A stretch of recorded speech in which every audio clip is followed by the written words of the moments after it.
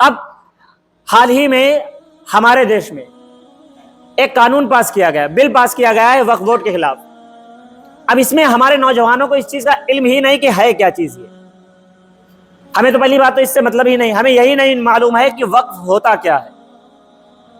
ہمیں یہ نہیں معلوم ہے کہ وقف ہوتا کیا ہے، اس سے مسلمانوں کو فائدہ کیا ہے، اس سے مسلمانوں کا نقصان کیا ہے۔ معلوم کیا ہوگا؟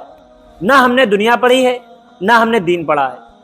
اگر ہم نے دین پڑھا ہوتا تو ہمیں معلوم ہوتا کہ وقف کی اہمیت ہمارے لیے کیا ہے، یا وقف بورڈ کی اہمیت ہمارے لیے کیا ہے، یا ہم نے دنیاوی تعلیم حاصل کی ہوتی تو ہمیں پتا ہوتا کہ جو یہ بل پاس کرائے جا رہے ہیں، یہ قانون پاس کیے جا رہے ہیں، آخر کیوں کیے جا رہے ہیں۔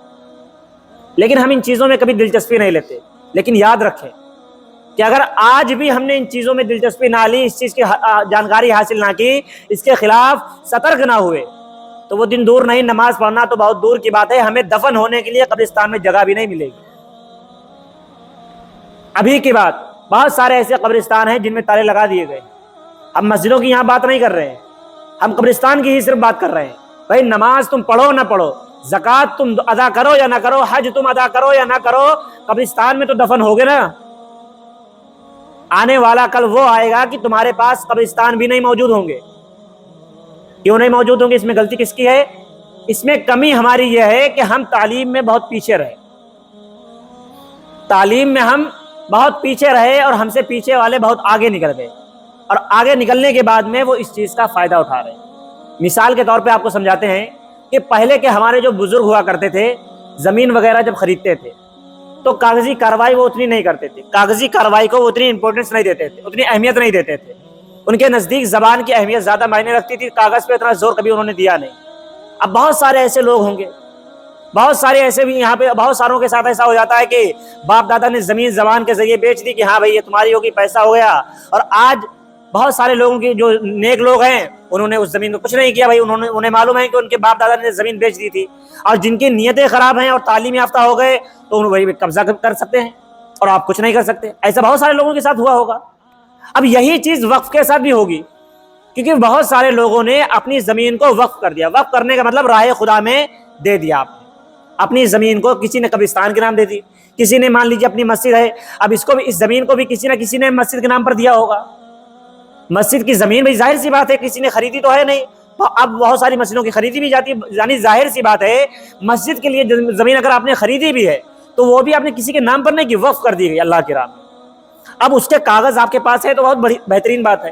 اگر کاغذ نہیں ہے، آپ کو کل کو اگر کسی نے کہہ دیا اس کے خلاف، ایک بھی آپ نے FIR درج کرا دی یا کوئی بھی اس میں کیس کر دیا، تو آپ کے پاس کیا پروف ہے کہ یہ زمین آپ کی ہے؟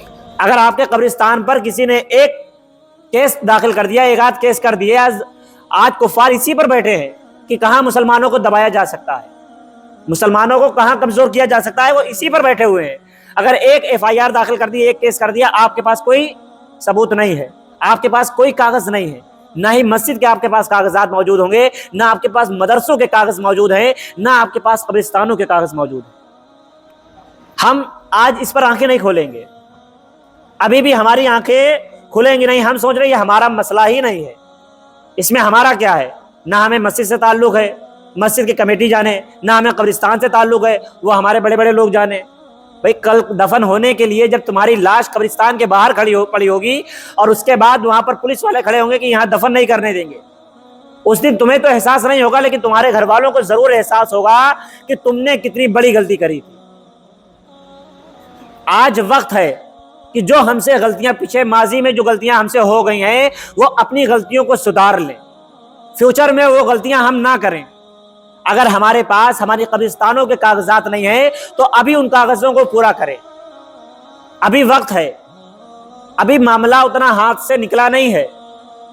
یہ نہ سوچیں کہ فلاں سرکار آئے گی ہمارا وقت آ جائے گا، کسی کا کوئی وقت آنے والا نہیں ہے، کیونکہ یہ بات ہمارے آقا محمد عربی صلی اللہ علیہ وسلم نے 1400 سال پہلے ہی بتا دی تھی کہ مسلمانوں پر ایک وقت ایسا آئے گا کہ ساری قومیں مسلمانوں پر ٹوٹ پڑیں گی، اس طریقے سے ٹوٹیں گی جس طرح سے بھوکے لوگ کھانوں پر ٹوٹتے ہیں، ایک دوسرے کو بلائیں گے کہ آؤ یہاں پر کھانا بہت اچھا لگا ہوا ہے، اس طرف سے تم بھی نوچ کر کھاؤ، یہاں پر گوشت اچھا رکھا ہوا ہے۔ تو صحابہ کرام نے عرض کیا یا رسول اللہ صلی اللہ علیہ وسلم کیا اس وقت ہماری تعداد کم ہوگی؟ تو حضور صلی اللہ علیہ وسلم نے فرمایا تھا کہ نہیں، اس وقت ہماری تعداد بہت زیادہ ہوگی، لیکن ہماری کمی یہ ہوگی کہ نہ ہم میں اتحاد ہوگا، نہ ہم میں تعلیم یافتہ لوگ ہوں گے، ہم بزدل ہو چکے ہوں گے اس وقت۔ اور آج وہی وقت ہے، ہم سوچتے ہیں کہ فلاں سرکار آئے گی، ہمارے دن اچھے آ جائیں گے، تمہارے دن اچھے آنے والے نہیں ہیں۔ اگر ہمارے دن اچھے آئیں گے تو ہماری تعلیم سے آئیں گے، ہمارے دن اگر اچھے آئیں گے تو ہم جب تعلیم یافتہ ہوں گے، ایجوکیٹڈ ہو جائیں گے، اس کے بعد ہی ہمارا کچھ بھلا ہو سکتا ہے۔